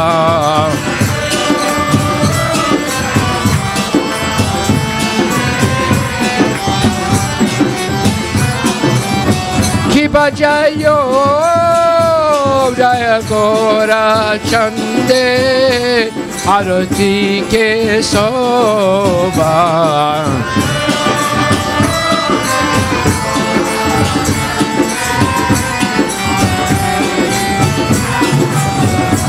Bolo Jana Vitatavane, Jagamana Lobajan.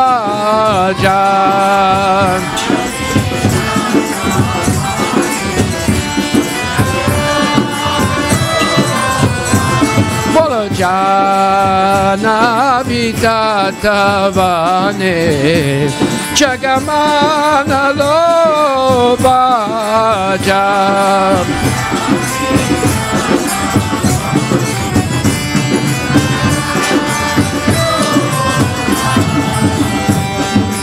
Gorangera Rotik Soba, Jagajana Manaloba, Gorangera Rotik Soba, Jagajana Manaloba, Gorangera Rotik Soba, Jagajana Manaloba.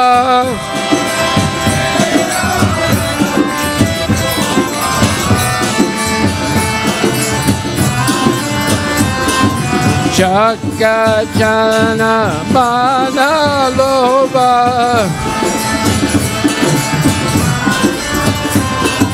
Hare Krishna, Krishna Krishna, Hare Hare, Hare Ram, Ram Ram, Hare Hare, Hare Krishna.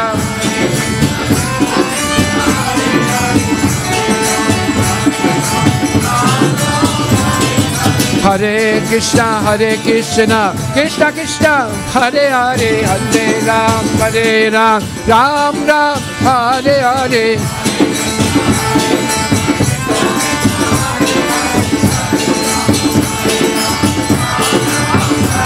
Oh, Hare Krishna, Krishna Krishna, Hare Hare, Hare Ram, Ram Ram, Hare Hare.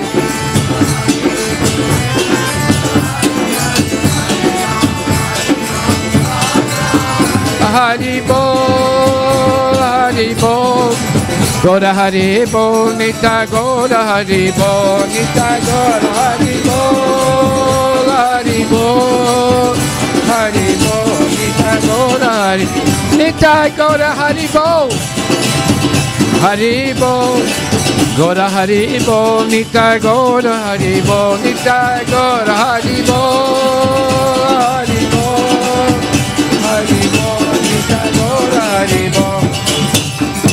Kibadaki nitaya chan man mengadat hara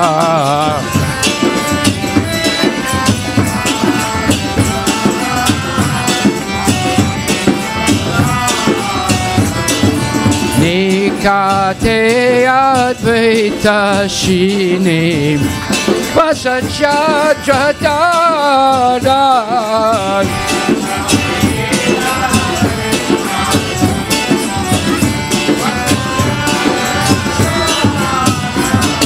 Jayo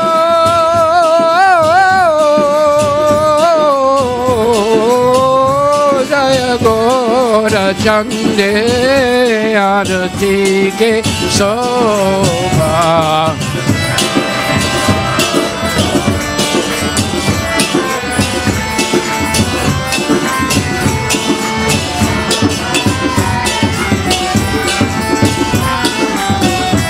Bola jana vita tabane Jagamana lobada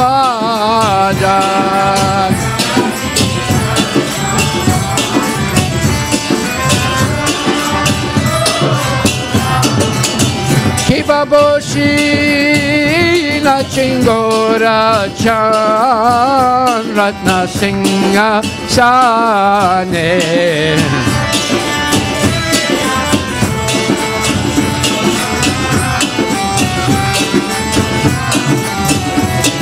Aroti Korina Brahma Adi Devagane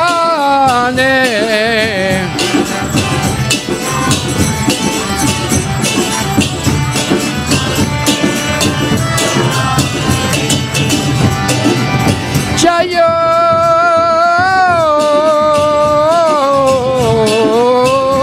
Jaya Gora Chande Arati Ke Soba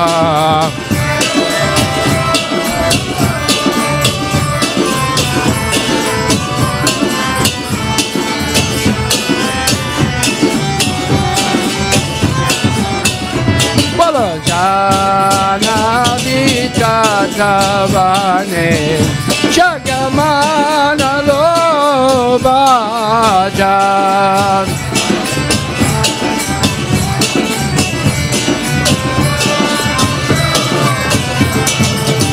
Kibanara Hari Adhikari Chamaradulaya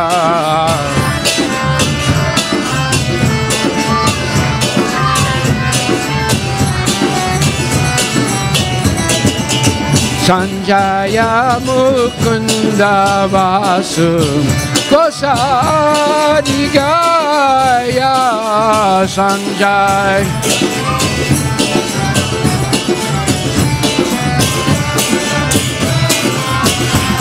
Ibajayo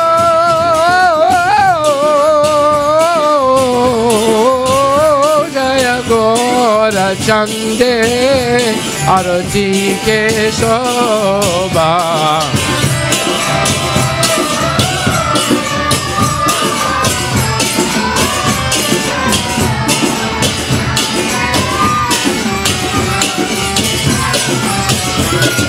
Jana Vita Tavane Chagamana Lobaja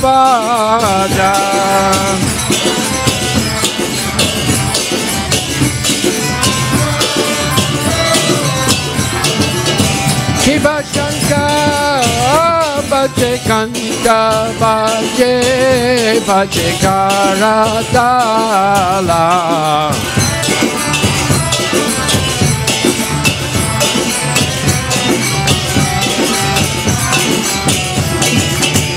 Ajurami Sanga Bhaje Paramara Salamana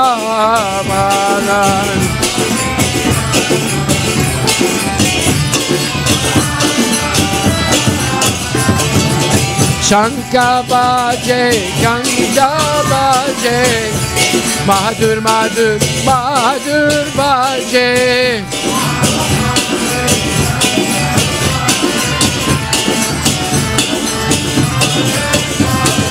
Shankar Bhaje Ganga Bhaje Mahadur Mahadur Mahadur Bhaje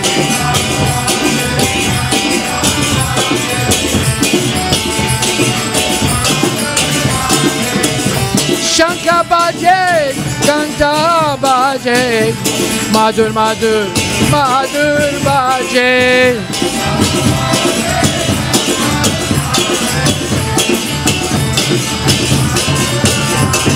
Mahadur Mahadur Mahadur Bhaje Mahadur Mahadur Mahadur Bhaje Bolo Mahadur Mahadur Mahadur Bhaje Shankar Bhaje Ganga Bhaje Mahadur Mahadur Mahadur Mahadur Mahadur Bhaje Mahadur Mahadur Mahadur Bhaje Hare Krishna Krishna Krishna Hare Hare Hare Ram Ram Ram Hare Hare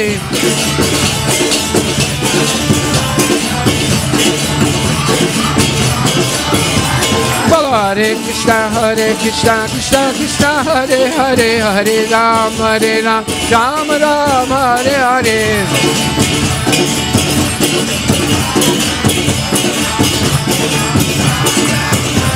Oh Hare Krishna Krishna Krishna Hare Hare Hare Ram Ram Ram Hare Hare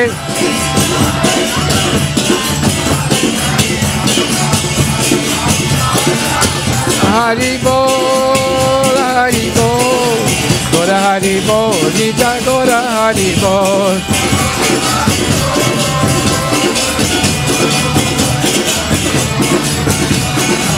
Nita Gora Hari Bol, Hari Bol, Gora Hari Bol, Nita Gora Hari Bol, Nita Gora.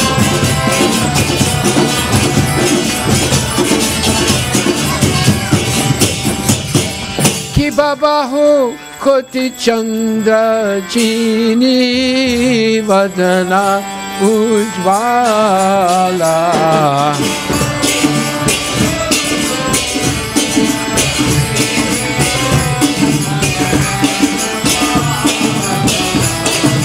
Gala deshe mana mala Kore jala mala gala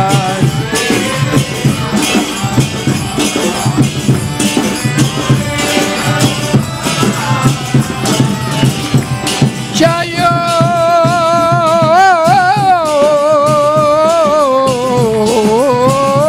Jaya Gora Chande Arati Kesoba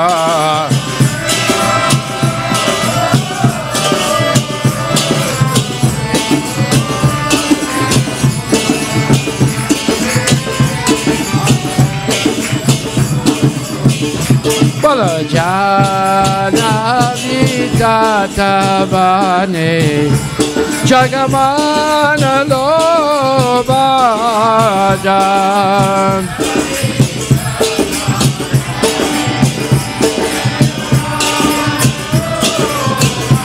Kiba Shiva Sukhanarada Preme Gada Gada Kiba Shiva Sukhanarada Preme Gada Gada Pakati Vinoda Deke Korada Sampada Pakati Vinoda Deke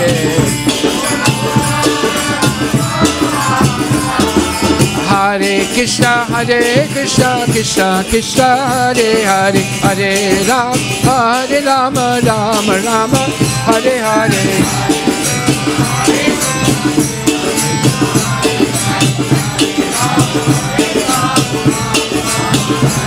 Hey bola Hare Krishna, Krishna Krishna, Hare Hare, Hare Ram, Ram Ram, Hare Hare.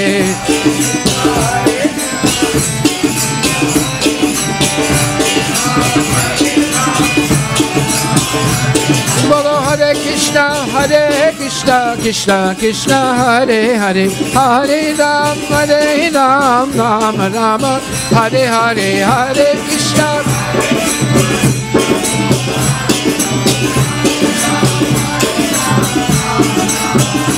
Hey bolo Hare Krishna, Krishna Krishna, Hare Hare, Hare Ram, Ram Ram, Hare Hare.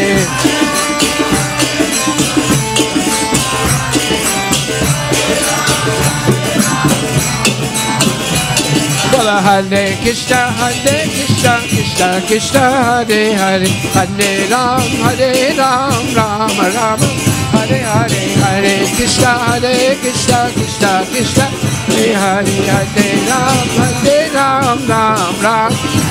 Bolo Hare Krishna, Krishna Krishna, Hare Hare, Hare Ram, Ram Ram, Hare Hare.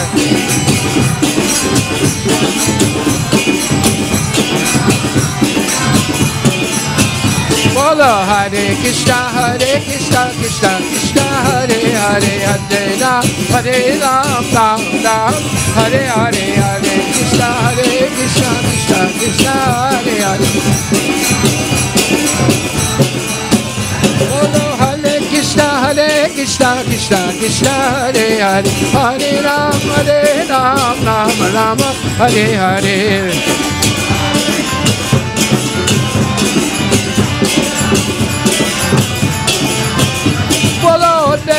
Hare Krishna, Krishna Hare Hare, Hare Ram, Ram Ram, Hare Hare.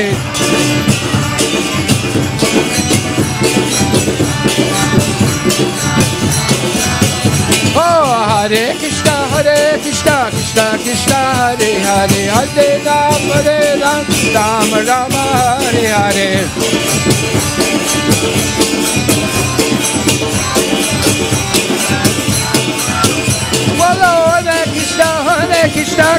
Krishna, Hare Hare, Hare Ram, Ram Ram, Hare Hare.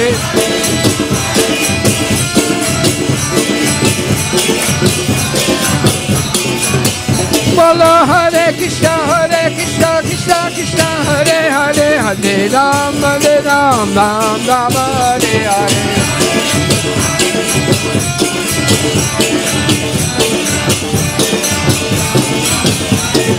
Hare Krishna, Krishna Hare Hare, Hare Ram, Ram Ram, Hare Hare, Hare Krishna.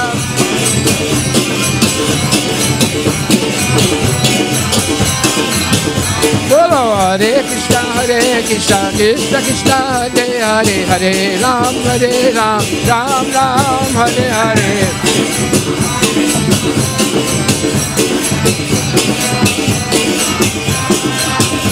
Bolo Hare Krishna, Krishna Krishna Krishna Hare Hare Hare Ram Ram Rama Hare Hare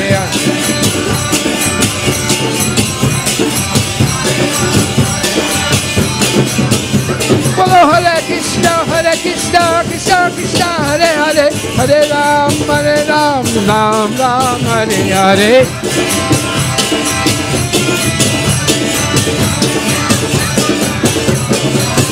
Bolo Hare Krishna Krishna Krishna Hare Hare Hare Ram Ram Hare Hare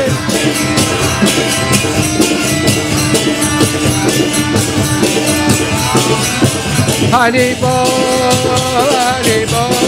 Gora Hari Bol, Nitya Gora Hari Bol, Nitya Gora Hari Bol, Hari Bol, Hari Bol, Nitya Gora Hari Bol, Hari Bol, Gora Hari Bol, Nitya Gora Hari Bol, Nitya Gora Hari Bol, Hari Bol, Hari Bol, Nitya Gora Hari Bol.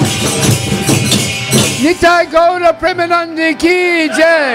Hare Krishna, Hare Krishna, Krishna Krishna, Hare Hare, Hare Rama, Hare Rama, Rama Rama, Hare Hare, Hare Hare, Hare Hare. Nitai Gaura Premanandi. Jai Om Vishnu Pad Paramahansa Parivajika Charasta Tarasatara Shimal His Divine Grace, Isi Bhaktivedanta Goswami Maharaj, Srila Prabhupada Ki Jai, Ananta Koti Vaishnavinda Ki Jai, Namacharya Srila Harivilas Thakur Ki Jai, Prem Chikaho Shri Krishna Chaitanya Prabhu Nityananda Shri Advaita Gadadhar Shivasari Gaura Bhaktivinda Ki Jai, Shri Radha Krishna Gopinath Samakunda Radha Kunda Giri Govardhan Ki Jai, Shri Vrindavan Dham Ki Jai, Nitai Gaura Premanandi. All glories to the assembled devotees. All glories to the assembled devotees. All glories to the assembled devotees. All glories to Shri Guru and Shri Guranga. All glories to Srila Prabhupada Ki Jai. We put the truck out yesterday. It was a big success. So every Saturday we're taking it out.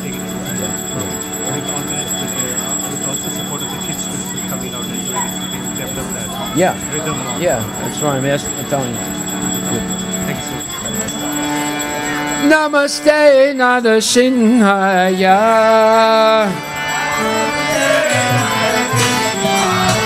Bolo Namaste Nada Sinhaya.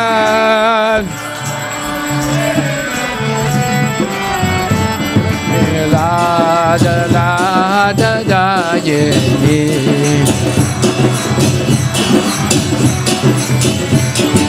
La da la da da yeah.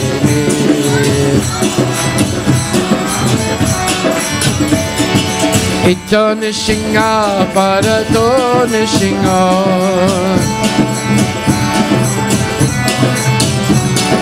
Yato yato yamita to nishinga.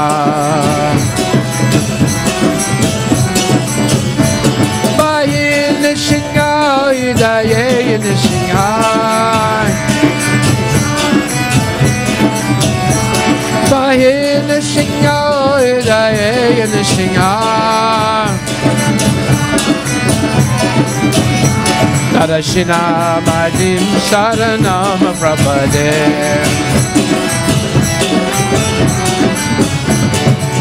Tavakara Kamala Pare Nakam Adhuta Singham Dalita Hiranyakashipu Danu Bringham Keshavajita Narahari Rupa Jaya Jagadesha Hare Jaya Jagadesha Hare Jaya Jagadesha Hare Tavakara Kamala Pare Nakam Adhuta Singham Dalita Hiranyakashipu Danu Bringham Keshavadita Narahari Rupa Jaya Jagadesha Hare Jaya Jagadesha Hare Jaya Jagadesha Hare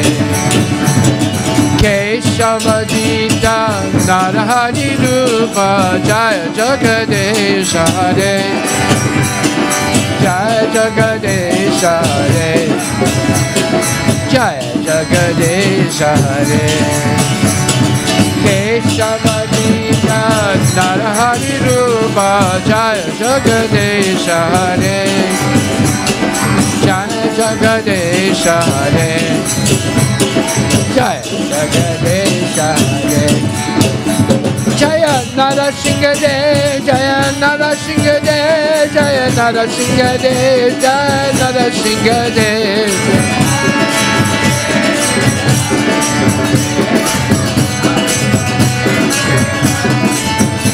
Hare Krishna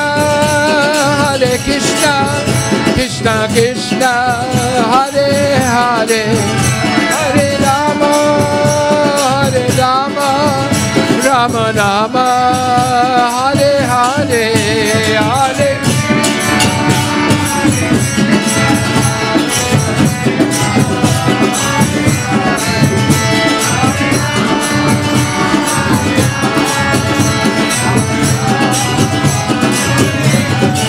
Bala Hare Krishna Krishna Krishna Hare Hare Hare Rama Rama Rama Hare Hare Hare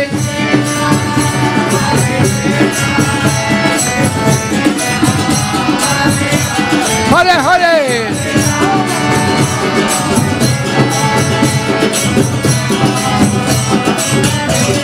Bala Bala Hare Krishna Krishna Krishna Hare Hare Hare Rama Rama Rama Hare Hare Hare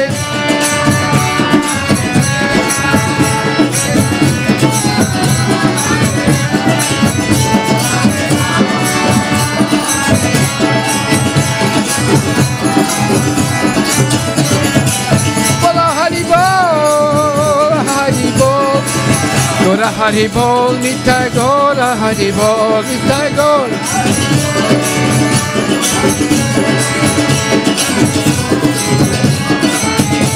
Nitai Gora Hari Bol, Hari Bol, Gora Hari Bol, Nitai Gora Hari Bol.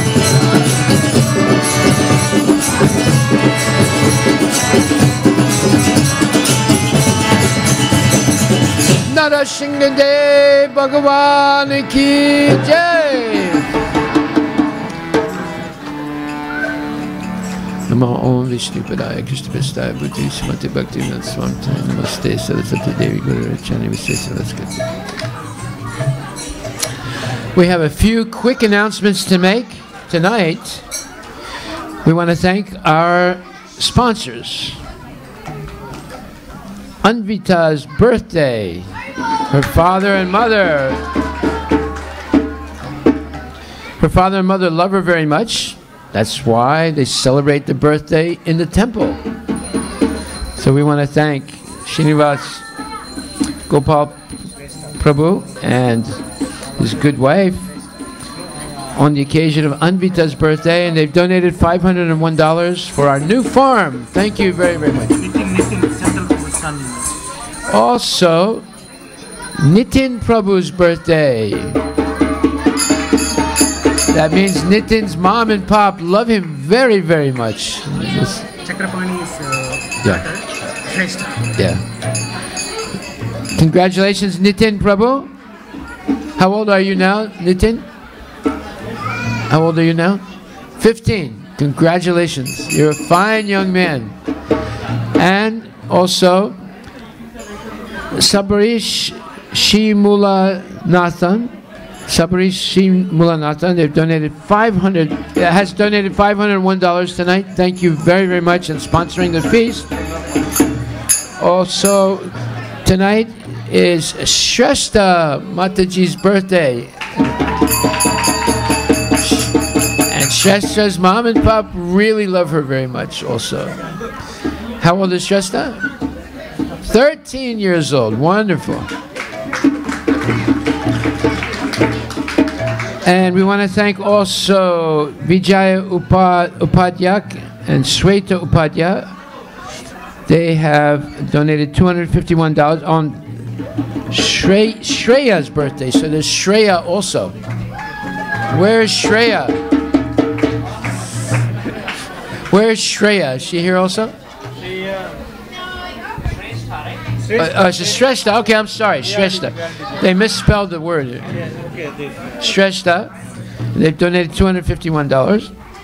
And Sarat Joshna Yeroju has donated $301 tonight. Thank you very much, Sarat. That's you. Yeah, this is Sweta's birthday. Okay. So who's the other one? Shreya. So there's Shreya also. Where's Shreya? It's Shreya's birthday. Okay. Yesterday I gave the check. Sabarish, he donated 501 for the cow farm. Okay, and there's also a donation today from Sabarish, who has donated $501 for our farm, new farm, and also we received today a donation for the new farm in Black Diamond, Auburn, $5,000 from Mr. and Mrs. Anonymous. So try and guess who that is. We want to thank them very much. $5,000. Thank you very much. Okay, so now we're going to have the birthday. So there's Shrestha, there's Anvita, and there is Nitin and Shreya. Okay, 4 birthdays. So we want to pray tonight that Radha and Krishna protect, bless, nurture, and support in all their endeavors. Anvita, Shreya, Shrestha, and Nitin Prabhus. And now, let's all give them 3 big Hari Bols. Ready? 1, 2, 3. Hari Bol! 1, 2, 3. Hari Bol! Hari Bol! Okay, and now we will chant Hare Krishna for Anvita, Shrestha, Nitin, and Shreya. Ready? Hare Krishna, Krishna Krishna, Hare Hare, Hare Rama, Rama Rama, Hare Hare. One more time. Hare Krishna, Krishna Krishna, Hare Hare, Hare Rama, Rama Rama, Hare. One more time. Hare Krishna, Krishna Krishna, Hare Hare, Hare Rama, Rama Rama, Hare. Haribo, Haribo. And now, Hare Krishna to you, Hare Krishna to you, Hare Krishna, dear Anvita, Shrestha, Shreya, and Nitin. Hare Krishna to you. Haribo, Haribo, Haribo. Many, many more happy birthdays. May you reach all your goals in life, especially the goal to go back to Godhead, and always enjoy the protection and blessing of Lord Krishna. Hare Krishna.